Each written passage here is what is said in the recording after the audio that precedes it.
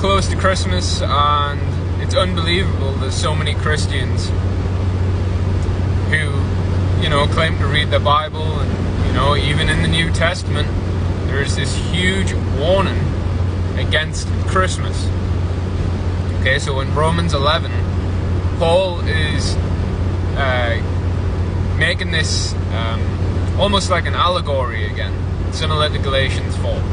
He's making this allegory, this metaphor about the wild and natural branches of the olive tree. And he's given this warning to these wild branches that are grafted into the olive tree contrary to nature, okay, which is talking about Gentiles being grafted into the commonwealth of Israel through obedience to the holy covenants. That's how you become part of God's chosen people. You can't remain a Gentile. You have to be grafted into Israel. This is why Ephesians 2:12 is giving you the attributes of a Gentile, and it says that you are without God, without hope, without the Messiah in the world, because you're not part of Israel. You're separate from God. Okay, so these wild branches can get grafted in contrary to nature, and there's a few warnings actually. One of them is not to boast yourselves against the natural branches. Now the natural branches is your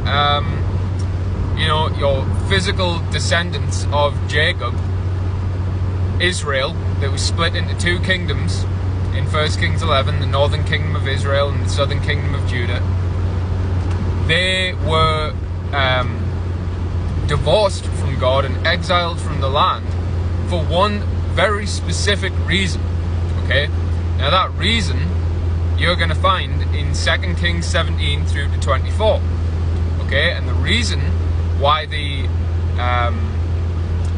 natural branches were cut out of the olive tree is because they were committing idolatry, specifically worshipping God in the same way that these pagan, heathen, Gentile nations that God had driven out of the land before they went in the way that they would worship their gods. And there is this very specific warning in Deuteronomy 12 and 16 that the natural branches didn't listen to, and now the wild branches are also not listening to.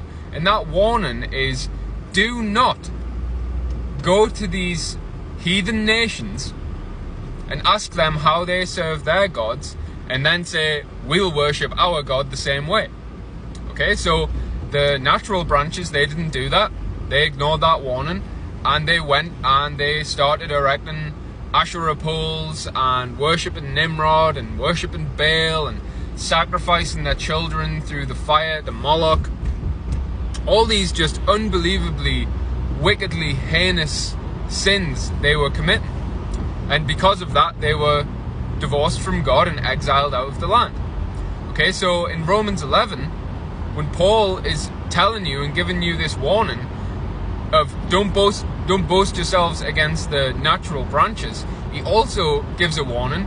It basically says, do not do what the natural branches did to be kicked out in the first place. So he says the wild branches can be grafted in, and even the natural branches can be grafted back in if they choose to no longer remain in unbelief. Okay, which even that in itself completely breaks down the Christian doctrine. Okay, because the natural branches, they were not kicked out of the land because they didn't believe that God existed, or they didn't, believe in the miracles. It was that they didn't believe his word, his testimonies, his prophecies, his warnings. That's what they didn't believe. And because they didn't believe them, they disobeyed. So disobedience and unbelief is the same thing. And so by default, belief and obedience is also the same thing. Okay, so why, if Paul gave you these very specific warnings, why is the Christian church continuing to do the exact same thing that Israel did to be divorced and exiled from God in the first place? Like, it's unbelievable. These people do not learn their lesson. They don't read their scriptures. They're, like, not only are they committing the actual same sin in the form of pagan idolatry, but they're committing the same blunder of not listening to God's prophecies and warnings about committing that sin. Like, he warned you over and over and over again. Do not learn the way of the heathen. Don't worship the work of your own hands.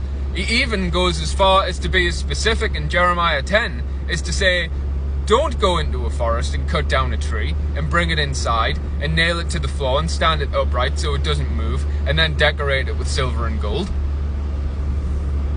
Like, that's an unbelievably specific instruction to not do something.